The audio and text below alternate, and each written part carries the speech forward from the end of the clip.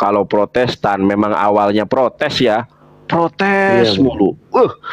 Saya nggak Enggak, pernah itu. kalau Dan tidak pernah ada para penghujat itu dari Katolik. Rata-rata penghujat Islam. Mohon maaf Bang ya. Saya iya, akan tutup akun TikTok saya kalau di Indonesia sudah tidak ada lagi yang menghujat Allah, menghujat Nabi Muhammad. Tetapi selagi ada yang menghujat Allah dan Nabi Muhammad, tentu saya tidak akan sejengkal pun mundur. Dan para penghujat Islam saya temukan jarang, mungkin 1 orang 3 orang saja mungkin dari Katolik ya, tapi seluruhnya dari Protestan. Dan Katolik itu lemah lembut saya. Itu kalau di Indonesia itu seperti Nahdiyin ya, seperti Nahdlatul Ulama gitu kan. Orang-orang Nahdiyin itu kan cenderung lebih dekat ya untuk apa namanya itu, inilah apa namanya itu, halus juga ya penyampaian Islamnya gitu. iya. Gitu. Gini Baik, Bang, gini. gimana Bang? Mungkin saya ini memang Katolik saya ya. Saya Iya, juga tidak mudah-mudahan terlalu Abang paham. menjaga reputasi Katolik yang sudah selama ini saya sematkan ya, Eh, santun gitu. Gini, sebenarnya saya ingin bergabung di sini bukan 100% mau bahas tentang agama. Oke. Terus terang saya ini Katolik saya ya, tapi bukan berarti karena saya Katolik terus agama-agama yang lain itu tidak benar. Itu tidak, saya tidak berpikir seperti itu. Dan saya melihat di media sosial khususnya di TikTok ini ramai sekali live Iya, dan rata-rata ketika saya pantau di dalamnya itu bahas mengenai agama dan iya. itu semua dikarenakan mengenai konflik yang ada di Palestina, Bang, Gaza, Bang, mohon maaf, Hamas Bang. dengan Mohon Israel. maaf, Bang. Mohon maaf saya interupsi nih. Iya, Jangan sebut-sebut Israel dan Palestina. Itu kena report TikTok, komunitas TikTok. ya ini Mungkin dengan memang nama lain aja. gini. Misalnya Palestina PL, Oke, oke, Israel oke, apa oke, gitu. Soalnya oke, nanti kena. oke. Sorry, sorry. Mm-mm. Gini, semua ini rame di TikTok ini gara-gara hal-hal tersebut. Jadi sampai di sini, sampai saat ini saya menilai bahwa kita yang dari negara plus 862 ini 62. sebagai orang-orang, bisa saya katakan orang-orang provokasi ya. Kenapa saya bilang seperti itu? Jadi penyebab konflik yang terjadi di sana kita belum tahu benar kira-kira Ya, apa penyebabnya. mohon Kalaupun maaf, Bang. misalnya sabar dulu, kalaupun misalnya ada sejarahnya dulu dan juga konflik yang terjadi di sana itu sudah bersarang bertahun-tahun ya hingga sampai sekarang. Tapi kan kita hanya, artinya dari segi kemanusiaan, saya pribadi pun saya turut perhatian dengan negara PL itu, ya. Saya turut perhatian dengan mereka karena dari segi korban itu lebih banyak dari mereka dan hanya segi prihatin seperti itu saja dari segi kemanusiaan saja. Jadi kita tidak bisa mengatakan oh kenapa negara sebelah melakukan hal seperti itu tindakan terlalu kejam dan tidak benar. Kita tidak bisa seperti itu. Apalagi Betul, kalau betul, saya betul. melihat di media itu sampai melakukan aksi demo, harus Baik, begitu, harus baik, baik. begini. Oh itu tidak boleh. Baik Iya, Bang, mohon maaf Bang yang sebesar-besarnya. Sebelum iya, ada konflik itu terjadi, diskusi lintas agama sudah ada. Bahkan saya dari tahun 2009 debat lintas agama di Facebook sampai iya, dengan sekarang. Jadi iya, bukan karena agresi yang kemarin gencar itu bukan Bang. Sudah, jadi tidak ada korelasinya dengan PL dan ISL, tidak ada korelasinya dengan agresi yang di PL maupun di ILS ya. Saya singkat iya, aja, tidak iya, ada. iya, Saya menyampaikan, saya melakukan penginjilan itu sudah dari tahun 2009. Satu letting dengan Gurunda Juma, dengan Bang Juma. Kita sama-sama mengawali dari tahun 2009 waktu saya masih SMA. 2009 saya paham. masih Gini bang, SMA. gini, Begitu. gini. Oke, mungkin saya dengan abang baru kenal dalam konteks ini ya, live di TikTok. Tadi saya tidak tahu kalau abang mungkin salah satu pekerjaannya begini Bukan, apa. bukan Cuman, pekerjaan, Bang. iya Enggak, gini aja. Mohon maaf, maksudnya Bang ya. mungkin Abang Mungkin gini abang aja, sering. abang mau diskusi atau mau curhat? Mohon maaf nih bang ya. Bukan, mau diskusi bang. Jadi Baik, gini, diskusi tentang saran agama ya. saran saya gini bang. Jadi kalau kalau saya yakin abang nanti kalau misalnya masih membahas tentang agama, mungkin benar, mungkin akun ini juga bakal bakal dihancurin nanti. Iya, karena gini bang, saya mau negara Enggak, Indonesia. abang mau diskusi atau mau curhat? Ya Saya tanya diskusi nih. lah bang. Ya udah diskusi agama mau. Oke. Baik. Ya menurut abang gimana? Menurut abang gimana? Ya kita larinya ke, karena saya yakin konteks ini ada karena situasi konflik di PL sama Baik. ISL gitu. Baik. Iya. Baca Matius 7:15 bang. Silakan, abang baca. Siapkan dulu Alkitabnya kalau mau diskusi. Biar kita sama-sama membuka ya. Matius 7:15. Oh, bang, saya lagi di luar nih bang. Oke, saya bacakan nih. Baca ya bang, gimana? Iya, sebentar ya. Semua agama di dunia ini mengakui bahwa mengklaim bahwa agamanya yang benar. Tetapi tidak mungkin semua agama itu benar. Pasti hanya satu agama yang benar itu ya. Matius 7:15.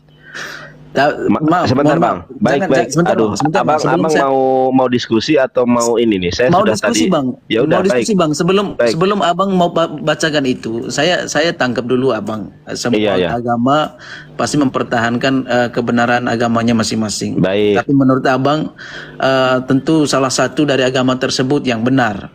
Salah Baik. satu. Kalau Satu. saya Tapi yakini menurut Islam saya yang itu benar. tidak benar bang. Ya Itu udah. tidak benar. Kalau Ya abang udah baik. berpikiran seperti itu, Kalau saya abang, tidak setuju. ya udah kalau saya nggak, kita setuju untuk tidak setuju ya. Kalau saya setuju dengan abang ya saya Katolik berarti. Oke. Iya kan kita sepakat untuk tidak sepakat. Kita Enggak juga, setuju. Bang. Saya hanya mau meluruskan Ya udah. saja. Ya Saya hanya baik. mau meluruskan saja. Itu semua baik. agama itu Baik. tentu semuanya benar ya. Baik. Yang walaupun masih ada yang tidak benar dalam ajarannya. Tapi kalau misalnya abang mengklaim dari semua agama itu cuma salah satu agama yang benar, itu menurut saya tidak setuju. Baik. Yo. Ya. Ini yang antri banyak. Jadi kita coba mohon maaf teman-teman yang lama menunggu, silakan, mungkin kalau mau menunggu silakan. Kalau tidak ya mungkin pindah komal nggak apa-apa ya teman ya. Takut saya mengecewakan. Maksudnya udah lama kirim permintaan nggak dinaikin. Oke, saya bacakan Matius 7. Matius 7:15. Waspadalah terhadap nabi-nabi palsu yang datang kepadamu dengan menyamar seperti domba, tetapi sesungguhnya mereka adalah serigala yang sangat buas. Definisi domba ini di dalam teologi kekristenan adalah para pengikut Kristus. Betul atau tidak? Betul. Ya. Waspadalah terhadap nabi-nabi palsu yang datang kepadamu dengan menyamar seperti domba, tetapi sesungguhnya mereka adalah serigala yang buas. Saya tanya kepada abang, siapa nabi palsu yang menyamar menjadi Kristen di dalam Matius 7 ayat ke-15?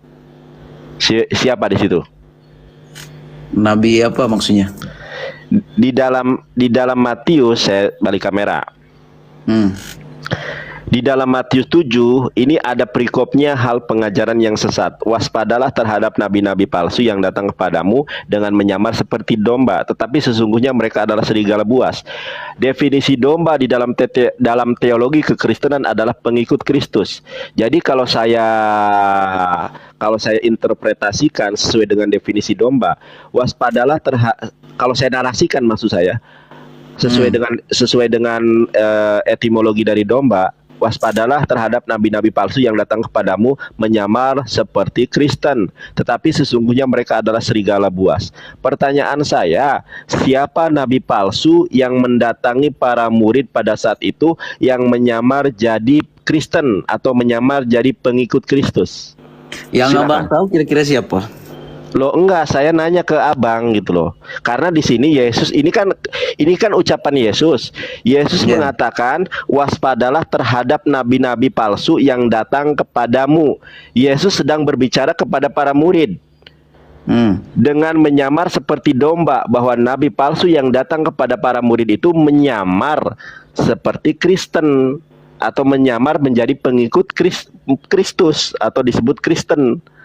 Tetapi sesungguhnya mereka adalah serigala buas. Pertanyaan saya, siapa nabi palsu yang mendatangi murid-murid Yesus dan dia menyamar jadi pengikut Kristus, padahal dia adalah serigala buas? Saya tanya nih sama Abang Komodo yang ganteng dari Katolik ini, siapakah Bang nabi palsu yang disebutkan di dalam Matius 7 ayat ke-15 itu? Intinya itu orang-orang yang pura-pura baik, pura-pura apa namanya? Siapa? Ya, itu tadi pura-pura baik tapi tidak sesuai dengan perilaku lah. Mereka-mereka itulah yang disebutkan domba tapi yang berperilaku singa. Itulah yang saya tanya, siapa yang datang kepada para murid, bukan definisinya Bang. Yang saya tanya, siapa nabi palsu yang tercatat secara sejarah dan historis Alkitab yang pernah mendatangi para murid dan menyamar menjadi pengikut Kristus? Siapa nabi tersebut? Karena di sini disebutkan oleh Yesus. Saya yakin ucapan Yesus ini pasti benar. Makanya saya tanya, siapa nabi palsu yang mendatangi para murid sebagaimana disebutkan di dalam Matius 7 ayat ke-15? Siapa Bang? Tidak tahu itu Bang. Baca, Abang catat ya. Tidak ada Alkitab di sini Bang. Baik, dicatat, tapi apa yang saya sampaikan dicatat. Nah, jawabannya adalah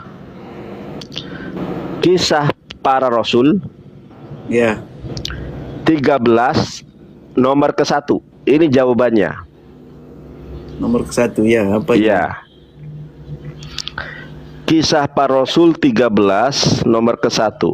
Pada waktu itu dalam jemaat di Antioquia ada beberapa nabi dan pengajar. Jadi nabi dan mengajar mereka itu, yaitu Barnabas dan Simon yang disebut Niger, dan Lukius orang Kirene, dan Menahem yang diasuh bersama dengan Raja wilayah Herodes, dan Saulus. Jadi mohon maaf, nabi yang dimaksud di dalam Matius 7 ayat ke-15 adalah Saulus. Saulus ini adalah sebuah nama sebelum dia bertobat. Setelah bertobat namanya jadi Paulus. Sebelum bertobat dia adalah nabi yang bernama Saulus. Jadi nabi yang diwaspadai oleh Yesus itu adalah Saulus. Dan nyatanya di dalam sejarah Alkitab tidak pernah ada nabi yang mendatangi para murid kecuali Saulus, Pak. Mohon maaf. Jadi nabi palsu yang diwanti-wanti oleh Yesus itu adalah Paulus, sesuai dengan Matius 7 ayat ke-15. Sekarang saya tunjukkan juga ya, di dalam, saya tunjukkan nih Bang ya.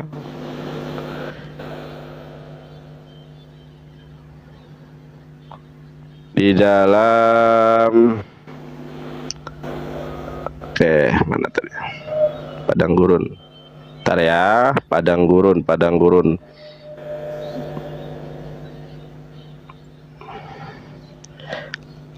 Di dalam KPR, sebentar. Ya. Sebentar ya, saya lupa di mana tulisannya. Matius 24, di dalam Matius 24, Matius pasal 24 nomor ke-26.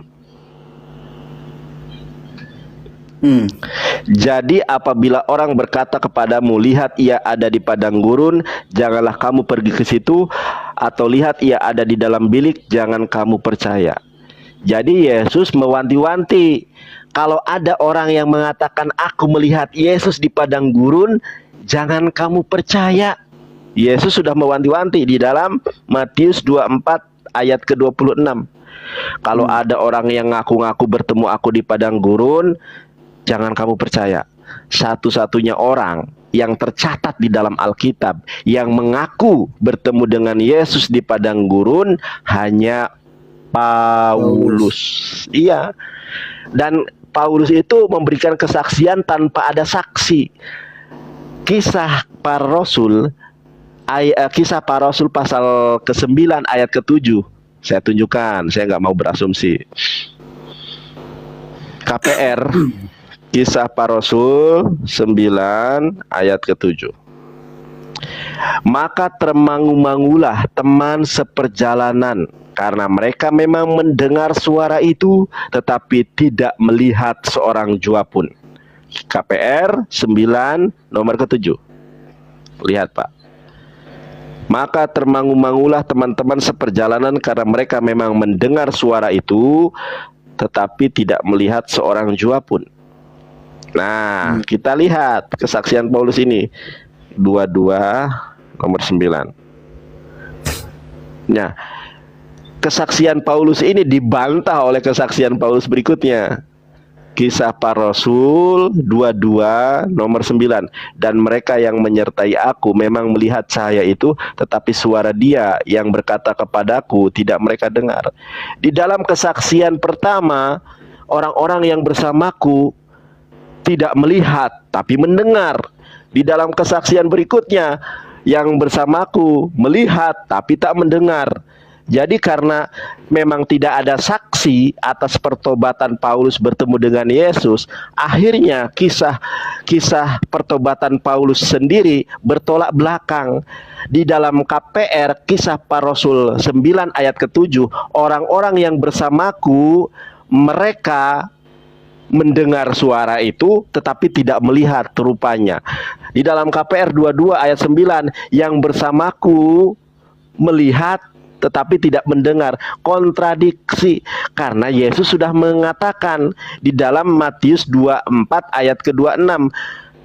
Mohon maaf, kebalik. Di dalam Matius 26 ayat ke-24, kalau ada orang yang mengatakan kepadamu, aku melihat Yesus di padang gurun, jangan kamu percaya.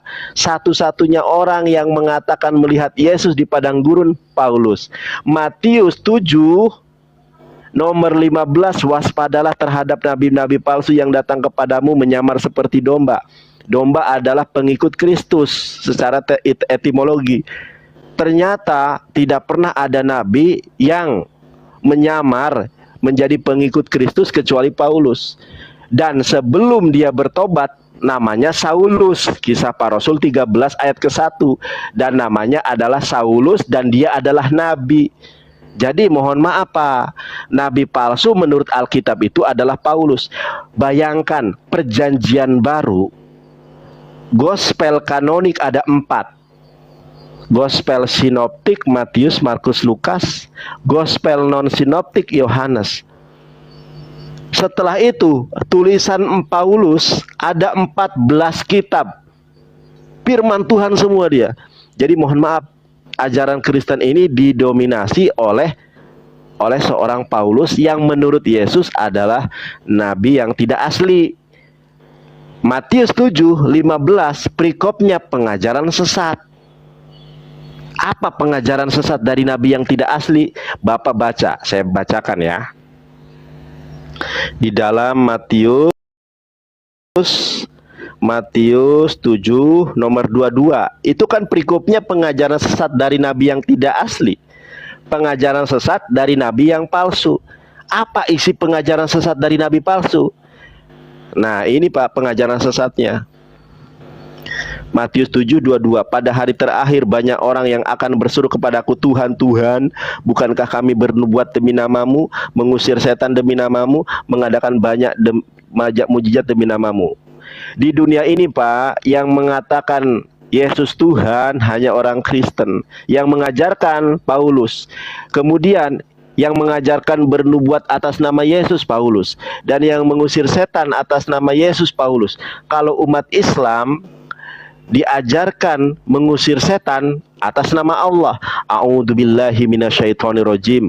A'udzubikalimatillahi tammati min syarri ma khalaq. Bismillahilladzi la yadurru ma asmihi sayun fil ardi wala fis samaa'i wa huwas samiul alim. Kita umat Islam berlindung dari godaan setan dan mengusir setan dengan nama Allah, bukan dengan nama Yesus. Kemudian kita menyebut Yesus sebagai Nabi, Rasulullah, Nabiullah Isa. Yang menyebut Tuhan orang Kristen. Yesus kaget ketika di hari akhir itu. Juancu muaya rek. Terus apa kata Yesus? Nih Pak. Pada waktu itulah aku akan berterus terang kepada mereka dan berkata, aku tidak pernah mengenal kamu. Enyahlah daripadaku, kamu semua pembuat kejahatan. Jadi pembuat kejahatan menurut Yesus adalah menyembah Dia. Karena Yesus di dalam Markus 12 ayat ke-29, Shema Yisrael Adonai Eloheinu Adonai Ehad. Dengarkanlah wahai orang Israel, Tuhan kita adalah Allah yang esa. Matius 4 ayat ke-10 dalam bahasa Ibrani, Yesus mengatakan, Ibdu et Allah, sembahlah hanya kepada Allah. Ribboni wa ribbonehem, sembahlah kepada Allah, Tuhanku dan Tuhan kalian semua. Makanya Yesus kaget di hari kiamat, kok aku dipanggil Tuhan? Makanya kata Yesus, enyahlah daripadaku, hai kalian pembuat kejahatan. Pabi ayyi ala irabbikuma tukadziban. Maka kebenaran mana lagi Pak yang Bapak dustakan? Jadi secara jelas yang saya sampaikan bahwa Paulus adalah nabi yang tidak asli. 14 kitab yang dia buat jadi firman Tuhan, dan pengajarannya akan diusir oleh Yesus di hari penghakiman nanti Pak. Begitu. Bapak kok diam aja dari tadi, tidur atau aduh, luar biasa nih Bapak. Gimana Pak? Ya, itu yang kamu tahu tentang agama saya kan. Ya, saya juga ya seperti yang saya bilang, saya tidak paham banyak tentang agama, tapi menurut saya itu Gimana? agama itu nomor 2. Tapi Enggak tapi menurut ayat ini benar nggak Pak? Baik itu ya berperilaku baik, saling menghargai terhadap sesama, terhadap sesama agama, itulah agama. Maksud saya memeluk agama kalau tidak saling menghargai apa segala macam. Kita kan diskusi Pak. Karena saya juga bukan pastor di agamanya saya. Oh ini Om Poot ternyata teman-teman. Om Poot ini menguji evangelis ini. Iya. Om Poot. Ya. Asyhadu Bang, Om Poot, asyhadu. Om Poot ini bisa aja ngetes evangelis, yang gitu Om Poot. Baik Om Poot, sehat selalu.